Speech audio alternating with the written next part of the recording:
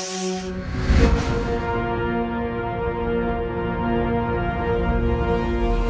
the end of January 2023, talks between Turkish President Erdogan and the Swedish government detonated. So you will let terror organizations run wild on your avenues and streets, and then expect our support for getting into NATO? That's not happening.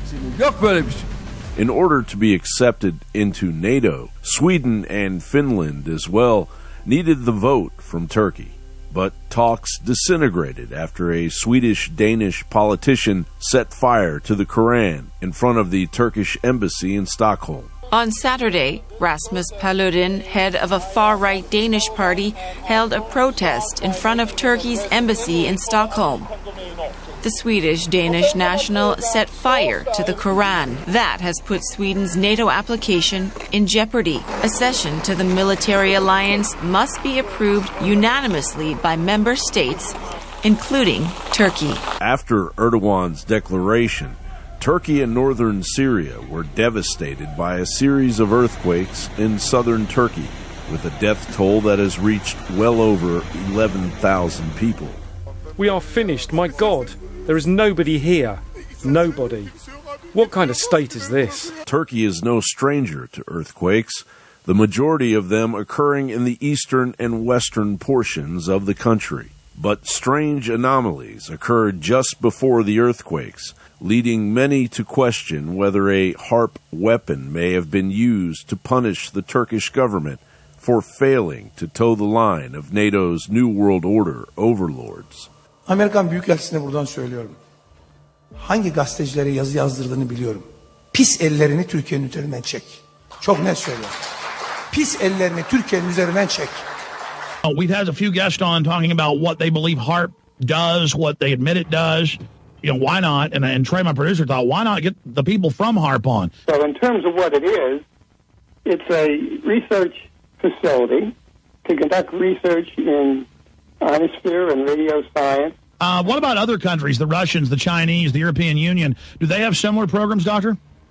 The European community has a facility in Tromsø, Norway, as part of what they call the IceCat community there, that actually was a facility like HAARP that's been around a lot longer than HAARP. The Smithsonian is reporting, and the Daily Mail is reporting, and a bunch of other publications are reporting China and Russia are working together to heat the atmosphere for weather control using large antenna arrays on the ground directed by satellites in space.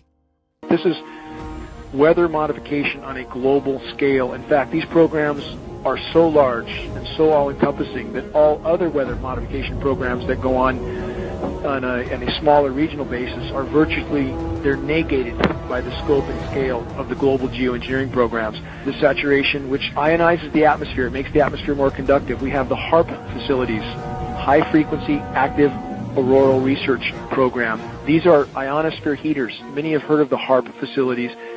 There's not just one or two or three. We believe there's at least 18 around the globe, possibly with 3 more being built in Antarctica right now.